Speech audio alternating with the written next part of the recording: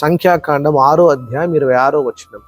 యెహోవా నీ మీద తన సన్నిధి కాంతిని ఉదయింపజేసి నీకు సమాధానము కలుగజేయునుగాక.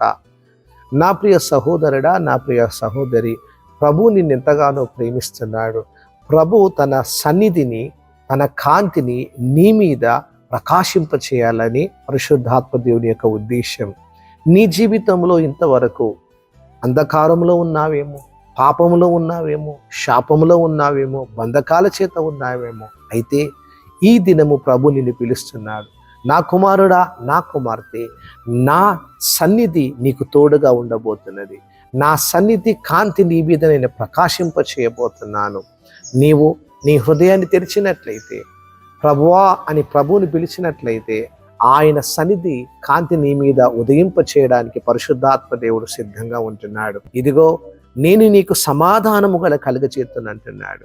నీ జీవితంలో ఎన్నో కష్టాలు, నష్టాలు, బాధలు, శ్రమలు, రోగాలు, బలహీనతలు, ఇరుకులు, ఇబ్బందులు ఉన్నప్పటికీ, కుటుంబంలో సమాధానం లేకుండా, ఇరుగు పొరుగు వారితో సమాధానం లేకుండా, నీ స్నేహితులతో సమాధానం లేకుండా ఒకవేళ నువ్వు జీవిస్తున్నావా?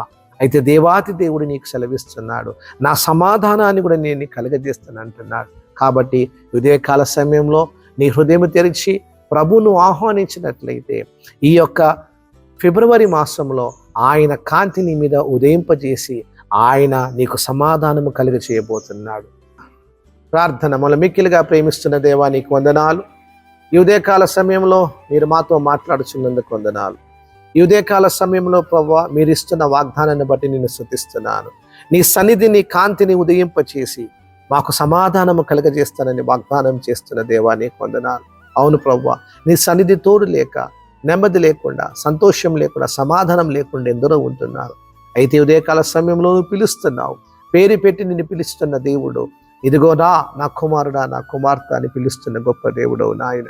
నీ కృప, నీ కనికరం, నీ వాత్సల్యత నీ బిడ్డలకు తోడుగా ఉంచమని ఈ యొక్క ఫిబ్రవరి మాసం అంతా కూడా ప్రభువా, నీ సన్నిధి, నీ కాంతిని వారి మీద ఉదయింపచేసి వారికి సమాధానం కలుగచేయమని నీకే మహిమ, ఘనత, ప్రభావం తెలియజేస్తూ యేసు శక్తిగల నామమున ప్రార్థిస్తున్నాను తండ్రి.